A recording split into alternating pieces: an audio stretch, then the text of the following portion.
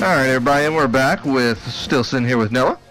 So, Noah, your opponent, David Garcia, has just entered the race. I wanted to get some thoughts on what you feel about him and what you think about your opponent, David Garcia. Well, first off, I think David Garcia is another exciting candidate, so I'm glad that he entered the race. I love having a worthy foe, and I consider him to be a worthy adversary. And I think that, just like in a sports tournament, I grew up as a wrestler, and Really? When you go to a wrestling tournament, yes. So JV.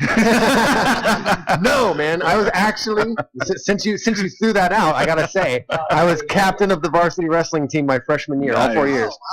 Wow. So, wrestling people, win or lose, it makes you better. It turns you into a better wrestler, every wrestling experience that you have. And when you go to a tournament and you've got to go through 8 brackets to get to the championship, sure, you're tired when you get to the end, but you're also better for having come through that gauntlet. So whichever one of us goes on to face Doug Ducey, we're going to be better for having faced each other first.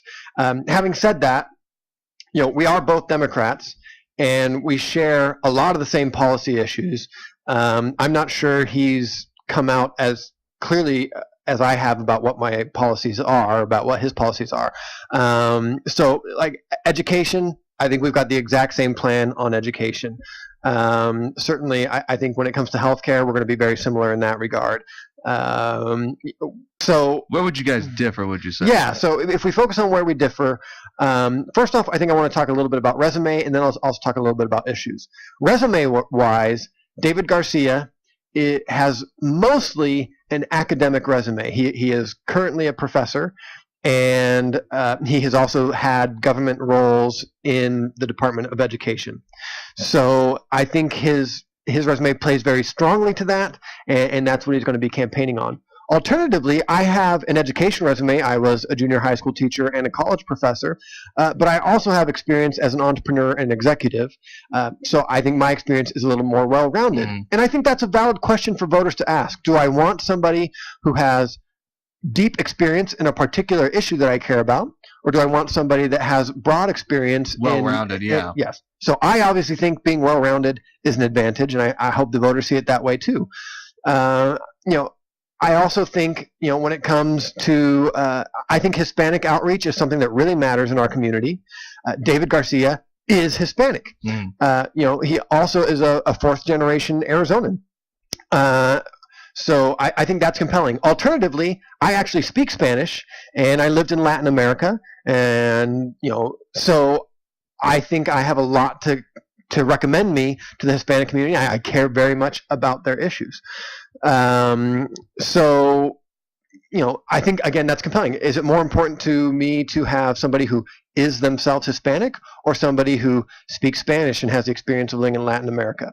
And that's for the voters to decide. It's not for me to say. I obviously think that having a Spanish-speaking governor is a more compelling proposition than having a Hispanic governor. I think that with our Mexico relations, actually being able to sit down with Mexican politicians and speak to them in their native language without the need of a translator is a very compelling thing. So that's my argument. When it comes to that's some of the resume stuff.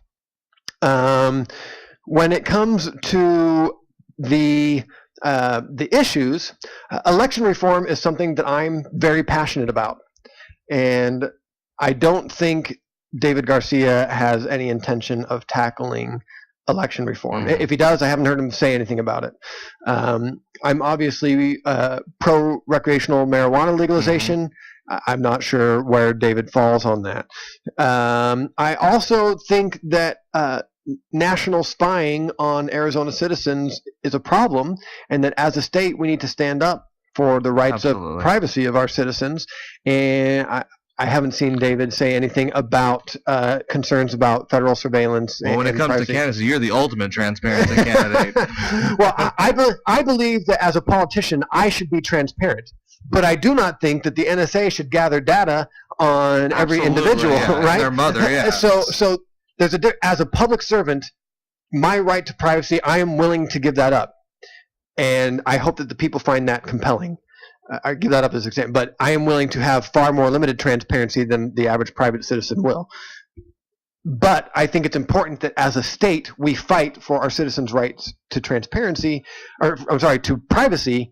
And I don't think any other candidate has come out and said that that's important to them and that they would fight for it like I would. I agree. I mean, it's, we all hear about stories about them collecting all our metadata, not all of our dick pics. I mean, that's what everyone hears. I mean, yeah. And, I don't know if you heard about Obama handed Trump the biggest bloated NSA, program that's ever been. Yeah. And, now everyone's getting spied on, through your microwave. Absolutely right. Exactly. So, I mean, while the microwave thing is not true, what you bring up is the fact that, unfortunately, spying is not a partisan issue. Both parties have done it, and it's not even a George Bush issue. These are things that have been going on, basically since we invented telephones. Our government has been creeping that way. And if you are any kind of conservative or constitutional fundamentalist or anything like that, you recognize that our government was not supposed to be Big Brother in that way.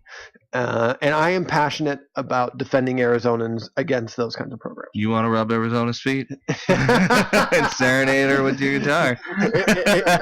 Exactly. And I think, and what I meant by that is precisely this, is fighting for privacy, fighting for the right.